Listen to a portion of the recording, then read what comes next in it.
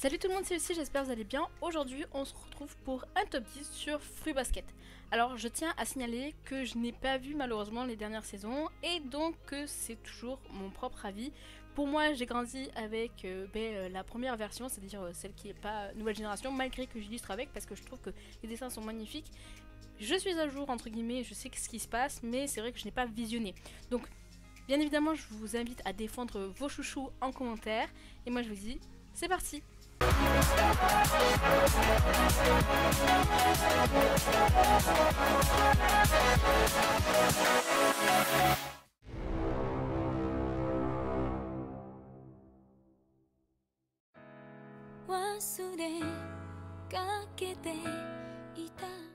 Hattori, pour moi, en fait, c'est le genre de mec qui est calme et réfléchi. Ben, tu vois ce genre de personne-là, il est médecin et franchement, il a ce truc, tu sais, mystérieux qui attire, en tout cas, moi je trouve. C'est le mec qui, genre, cache une histoire complexe, notamment donc avec Akito, le big boss d'ailleurs de la famille Soma. Mais il prend toujours quand même soin des autres malgré tout. Et ouais, son animal par contre c'est le dragon, et donc pour moi c'est quand même l'animal le plus stylé. Tu peux pas faire plus stylé que ça, franchement.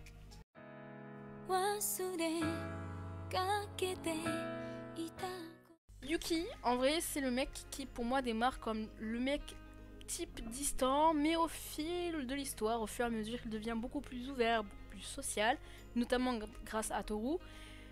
Il est super intelligent, mais en fait, il a quand même un côté sombre, malgré tout, chez lui. Il faut quand même arriver à le voir, hein. Enfin, en tout cas, dans les saisons que j'avais regardées, c'est pas le premier truc que tu vois. Son animal, c'est le rat, mais vous inquiétez pas, c'est pas du tout péjoratif dans ce cas-là, vu que c'est la visite du zodiaque chinois.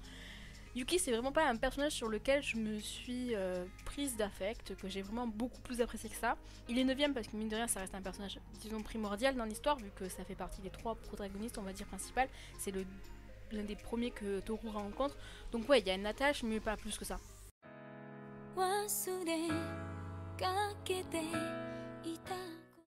Kagura, en fait, c'est pour moi la fille qui est passionnée, hyper émotive, mais surtout qui a en fait finalement une sensibilité incroyable.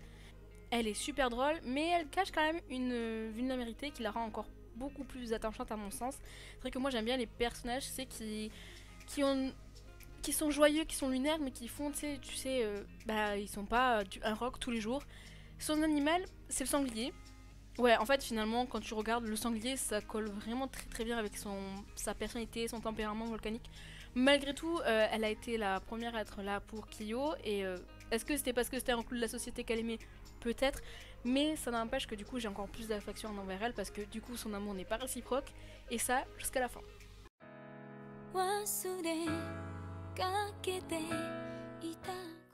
Et oui, oui, vous rêvez pas, j'ai bien mis Toru en 7ème. Certes, c'est le soleil, on va dire, de la série. Elle est toujours pétillante, pleine de joie, le sourire, prête à aider tout le monde. Après tout, c'est un personnage principal, donc forcément, elle veut aider tout le monde. Et c'est une fille qui est super gentille, qui est très sensible et quand même des fois assez forte. Elle est hyper loyale, mais dans mes souvenirs, franchement, elle me cassait un peu les pieds pour être polie. C'est-à-dire que c'est le personnage typique de ce genre d'anime-là. C'est pas péjoratif ce que je dis, j'ai juste que je n'ai pas tendance des atomes crochus avec ce genre de personnage. Moi je préfère souvent les amis de ces personnages là et les personnages secondaires parce qu'en fait simplement c'est pas le genre de fille qui me correspond même dans la vraie vie, donc forcément c'est pas avec ce genre de personnage que je vais avoir de l'attache, vous voyez ce que je veux dire? Mais ça reste quand même un personnage qui est très bien développé, qui est intéressant, surtout quand on remet l'histoire à l'époque où ça a été écrit.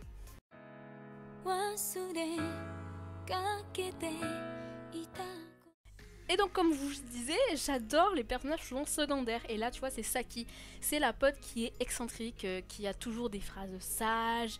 Et elle a une façon assez unique de voir les choses. Elle a, ce qui me plaît le plus en fait finalement avec ce personnage, c'est cette aura mystique qui plane autour d'elle. Et c'est aussi une vraie amie. Alors comme je vous disais, j'ai pas vu la saison 2 et 3 notamment. Enfin, je sais ce qui se passe et je sais que c'est beaucoup plus détaillé, que c'est beaucoup plus intéressant. Évidemment, hein, c'était l'objectif de refaire un remake. Mais du coup, j'ai pu voir des petits passages d'elle et du coup, j'ai kiffé en fait voir des personnages secondaires comme ça, un peu plus développés que ce qu'on a pu connaître.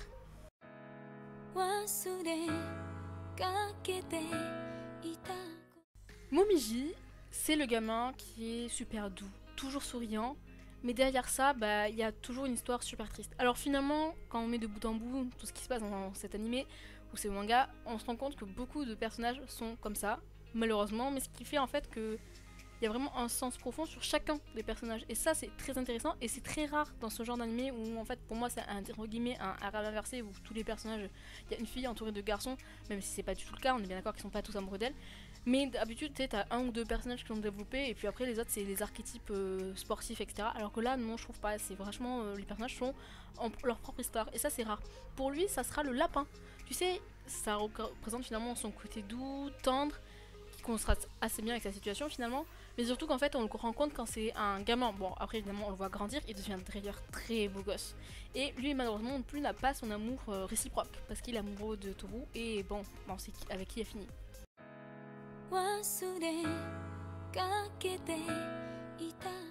Shigure, c'est pour moi le mec détendu par excellence.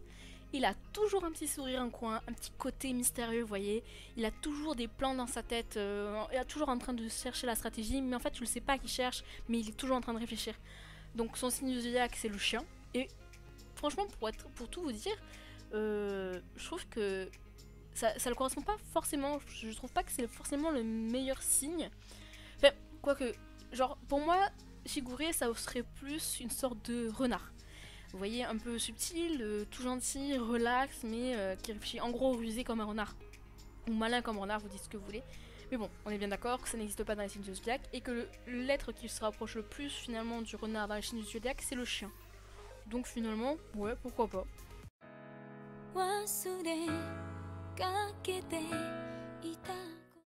Et comme je vous le répète, j'adore les personnages secondaires, souvent les amis du personnage principal. Et là, on s'attaque à Arisa, qui est en fait la pote ultra badass de Toru. Elle est protectrice, super déterminée et fidèle à ses amis. Bon après le groupe de 3 elles sont très fidèles entre elles et peu importe de qui vous parlez c'est le cas. Elle a ce côté rebelle qui est bien marqué par sa tenue, par ses design, par ses caractères etc. Mais elle est toujours là quand tu en as besoin et on va pas se mentir que vraiment ce remake a réussi à quasiment tous les personnages dont elle. Je trouve ça incroyable qu'elle ait autant développé. Et je suis fan, c'est tout. Je l'aimais déjà dans la première version parce que même si on la voyait pas beaucoup, bah, tu sentais qu'elle avait du peps, elle était là, elle te rentrait dedans s'il fallait te rentrer dedans. J'aime trop.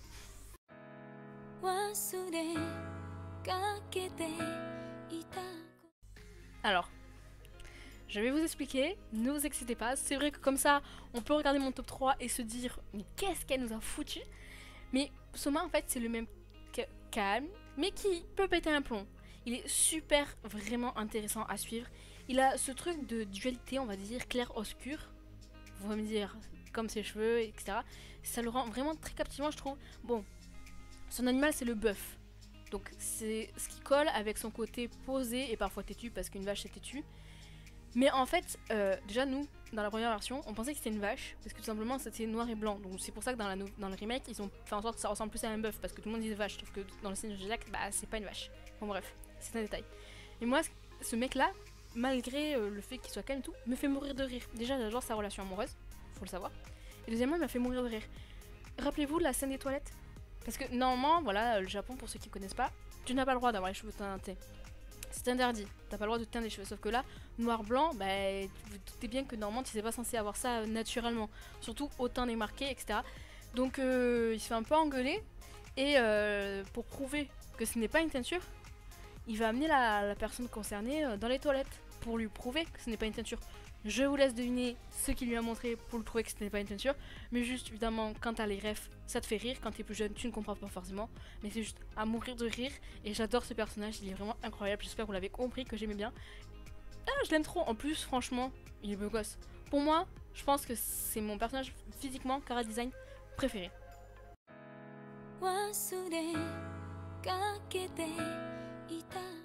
On finit avec Kyo, qui est le personnage préféré de beaucoup de monde. Je vais m'expliquer pourquoi c'est le mien. Et surtout, bah, c'est le personnage principal masculin. C'est un personnage qui est vraiment très complexe. Après tout, c'est le personnage principal masculin, donc il fallait que ça soit lui qui ait le plus d'histoire. Et c'est lui finalement qui est le paria, hein, parce qu'il a une lutte très, très particulière, que ce soit interne. On suit vraiment son évolution émotionnelle qui est très complexe tout au long de l'histoire. En fait, c'est vraiment, quand je vous dis, c'est le paria du zodiaque, parce que tout simplement, c'est le chat. Et ouais, et en fait, il n'existe pas le chat normalement dans les signes du zodiaque, mais lui fait partie de la famille Soma et il peut se transformer en animal. Donc vous imaginez bien que ça fait conflit. Mais bon, du coup en fait le chat finalement, quand tu le mets de bout en bout, ça colle parfaitement avec son histoire de rejet, d'isolement, espiègle, fourbe, qui cherche la liberté. Un chat c'est un animal qui veut toujours être dehors, qui fuit, etc. Mais en fait surtout ce qui est intéressant avec son personnage, donc c'est son histoire. Bon, certes, Taureau, etc. Mais même, il est beau gosse. Moi, il me fait mourir de rire. Vraiment, toutes ces scènes, notamment avec Yuki et tout. Enfin, franchement, ça me fait vraiment mourir de rire. J'aime bien ce personnage. Comme je vous l'ai dit, j'ai pas vu la saison 2 ou 3, donc j'ai pas pu tout suivre son évolution, même si j'ai vu quelques extraits. Mais j'aime toujours ce personnage et je pense très sincèrement que je ne regretterai pas de l'avoir mis en top 1. Donc j'espère que mon top vous aura plu, n'hésitez pas à me dire en commentaire le vôtre. Je tiens à signaler que je pense très sincèrement que c'est un top qui ne bougera pas, même avec si je visionnais la saison 2 et 3. Comme je vous disais, j'ai vu des extraits, je sais de quoi je parle, entre guillemets. Mais en fait, déjà j'attends Eva pour la regarder. Vu qu'on ne vit plus ensemble, c'est compliqué de, de se corréler pour aller la regarder. Enfin bon bref. Du coup, je suis très contente de mon top. Vraiment, ça faisait très longtemps que je ne m'étais pas repenchée sur l'histoire des personnages et sur les personnages tout court de Fruit Basket parce qu'en fait c'est tellement un classique pour moi que en fait je pense même pas à parler de Fruit Basket aux gens déjà parce qu'à l'époque où il n'y avait pas le remake, il y a beaucoup de monde qui refusait de regarder des anciens animés. Je peux vous dire que il y a des Ranma et demi qui passent à la trappe alors que c'est vraiment bon, c'est à l'ancienne mais franchement ça mérite d'être regardé. Et donc là vu qu'ils font un remake déjà qui est magnifique, je le trouve très très bien réalisé en termes de production. Les dessins sont magnifiques, les personnages sont très bien réalisés. Et le fait qu'en fait l'histoire est plus loin, va encore plus loin, déjà ça voulait dire qu'il y avait de la demande et ça c'est vraiment top. Et donc que demander le plop, je suis vraiment ravie de cet animé et de cette redécouverte on va dire. Donc moi je vous dis à la semaine prochaine pour une nouvelle vidéo.